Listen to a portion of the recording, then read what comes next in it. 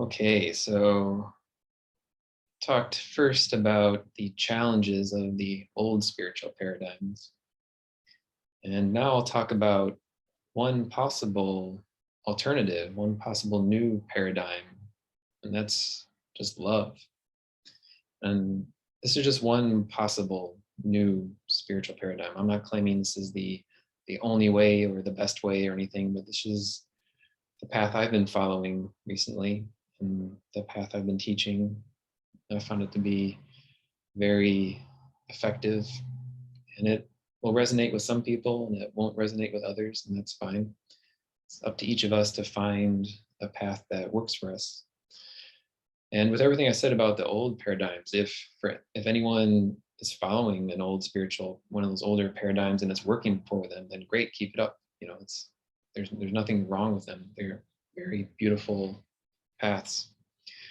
But if it's not working for you, and if you're, especially in these, if you're new to discovering a path, there are newer alternatives. And this one is a path just based on love, loving ourselves, loving our lives, and loving the world. And it starts with loving ourselves exactly as we are. And a big problem to loving ourselves is often the trauma that we've suffered growing up in our lives, or the wounds we've suffered.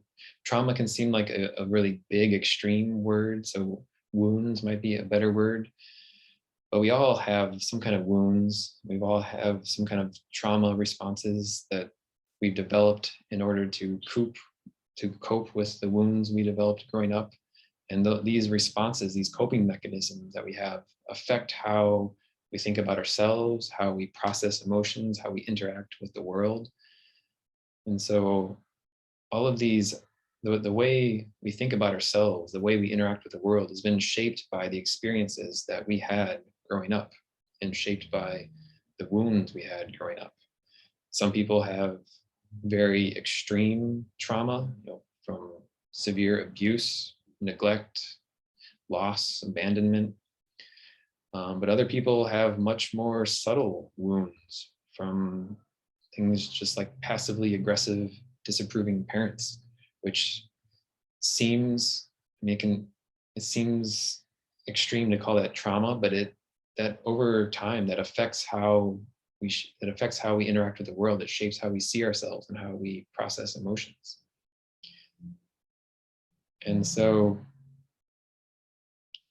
a different way to think about all of this, to think about meditation, to think about how we relate to the world, how to find peace, how to find contentment, is by just finding the love that's in our hearts. So within each of us, within each of our hearts is love, pure love, the love that that makes us up, the love that makes up the world, the love that everything comes from. And it's available to us anytime we want, if we can just find it in our own hearts.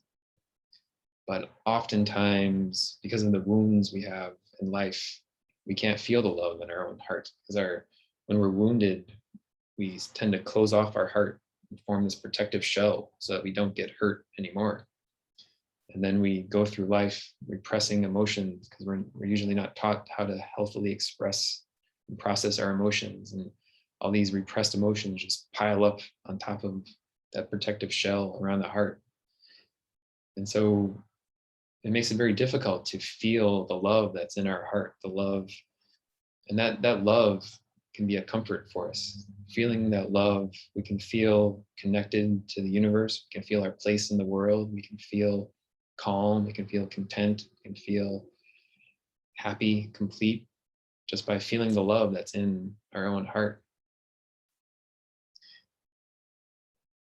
And if we can't feel that love, then we can use some of the tools from mindfulness to examine and identify the obstacles within us that stop us from accessing the love that's within us.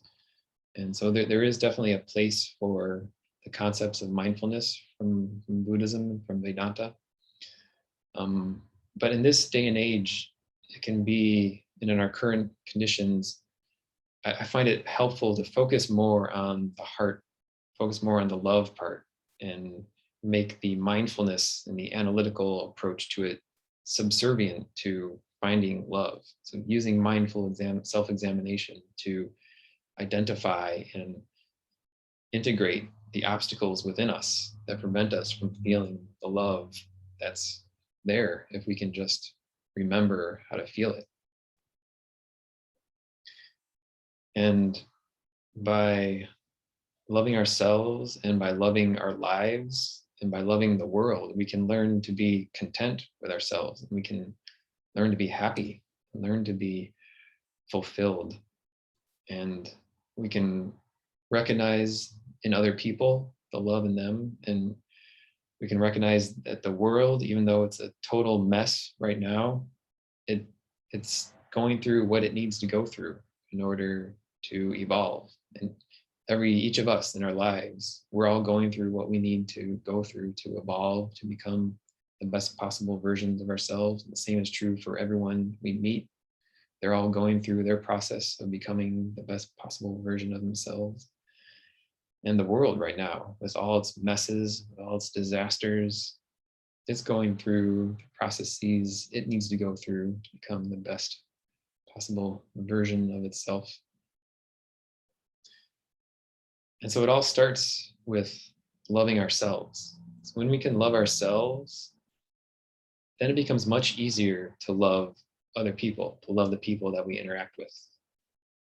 And then when we start loving the people that we interact with in our lives, then it becomes easier to love ourselves. So it creates this really fortuitous positive feedback loop. Similarly, the more we give love to ourselves, the more we feel love in our hearts, the more we can love the world and all the craziness out there. And then the more we love the world, the more we can love ourselves, the easier it is to love ourselves. And I talked before, the more we love ourselves, the more we feel love in our hearts, the easier it becomes to make decisions that bring more love into our lives. So the easier it becomes to make those healthy decisions and those right decisions that stop causing pain for us, stop causing pain for other people. The more we love ourselves, the easier it is to take care of our bodies, to give our bodies the right food they need, the right amount of rest they need, the right amount of exercise that they need. And then the love that we show to our bodies and our minds just makes it that much easier to feel love in our hearts. So that's why I say in this new alternative paradigm, all you need is love. Just love yourself. And it starts just by loving yourself. And I used to talk about unconditional love, but that's just creating absolutes in black and white. And so I've done away with that unconditional part and just love. All you need to love. Just love yourself as much as you can. And if you feel like you can't love yourself, then start examining yourself through mindfulness. Start examining what is in the way. Like why can't I love myself?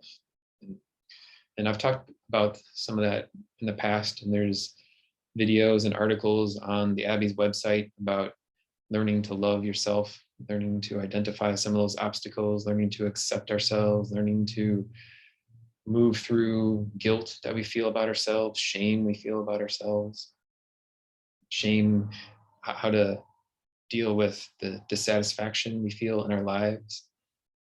So a big problem preventing us from feeling love is that we're born into these bodies with these minds that have been shaped by millions of years of natural selection to always be dissatisfied with our lives.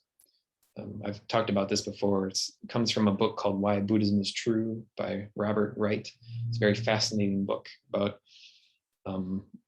cognitive science and how modern research supports a lot of the ideas from Buddhism about how the brain works and about how our brains have been programmed by natural selection to constantly be dissatisfied with the world, because our ancestors who were dissatisfied had more offspring, gathered more resources, and raised their offspring more successfully and passed on the genes that cause that dissatisfaction. So that was the one thing evolution cared about, was how many offspring you had. And so behaviors and tendencies that led to more offspring got passed on and spread throughout our bodies. And the tendency to be dissatisfied with life and always be wanting more and always trying to get more resources and get more stuff, that helped our ancestors have more offspring. So that's why that tendency is ingrained in our brains, to always be dissatisfied with our lives. So that's kind of the first obstacle we have to loving ourselves and being content with ourselves as we are. We have this innate programming that causes us to be dissatisfied, that causes us to always want more, to always think we need to be more, we need to do more, we need to get more. And then on top of that, like I mentioned, we have our childhood wounds that may cause us to close off our hearts. And then we also have a lot of conditioning from the world. The world teaches us to not accept ourselves as we are. There's all these messages from the world that you need to do more, buy more things, get more stuff, go to school, get a good job, get married, buy a house, buy a car, get all this stuff. When you get more stuff, then you'll finally be happy. So we're conditioned by all these messages from the world to not be satisfied, to not love ourselves as we are, not love our lives as we are. And so the way to start working through all that is by just starting with loving ourselves. And I've also on our website, there's lots of practices for embracing love within us. And we'll do one of those in a minute or two. And so this is, I often teach these meditation techniques to help us feel love in our heart, either by meditating on the heart chakra, or another great one is just putting your hands on your heart and repeating out loud the phrase, I love you.